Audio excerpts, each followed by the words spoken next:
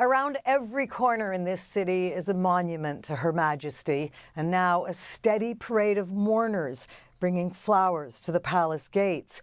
As the new king takes the throne, there will be changes. A lot of countries are quietly reevaluating their ties to the monarchy, some not so quietly. Cynthia Mulligan now on one of the uncomfortable conversations around colonization. Thank you, Lisa. As you have shown us, there is deep mourning for Queen Elizabeth as people reflect on her long life of service and dedication. For others, though, her passing is more complicated. For them, the monarchy represents colonialism and pain. Tonight, we hear their point of view. We could take the humanistic approach. She was a human that deserves dignity, and her passing will be mourned. I don't have any hatred towards the person, but there is sort of a loathing towards the institution.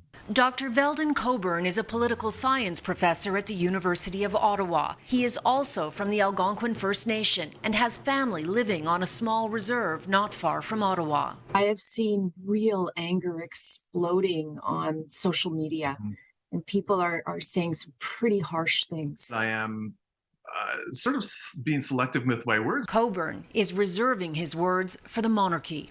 It's a position that embodies, for me, the pangs and struggles of Indigenous peoples who have never or have yet to make their way out of the harm and destruction of colonialism. Much of my reserve, we can't drink the water.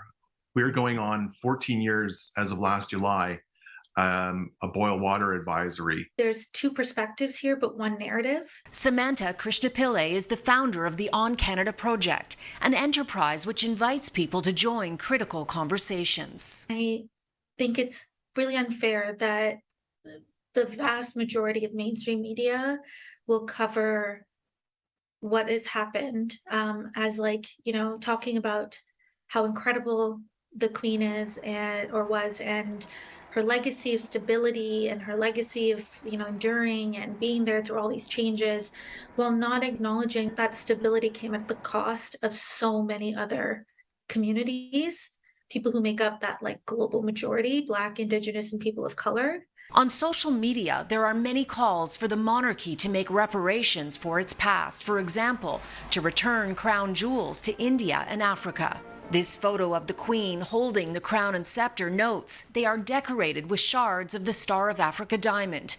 one of the largest to ever be discovered in the world. Some of the brutalities and the worst excesses of colonialism were carried out in her name against those people. So I'm thinking of even in Kenya, in Africa, so the colonialism there of some of the worst atrocities carried out by the loyal subjects and servants of Her Majesty. The peoples of Kenya are trying to sue for hundreds of billions of dollars in reparations for the costs incurred. It might be a fraction of what the colonial crown had enriched itself. When you really dig into what that institution did and what they did in the name of, even if she was the decision maker and it's really the British government or whatever, it was in the name of Queen and country, that she directly benefited from all of that and never said anything about it.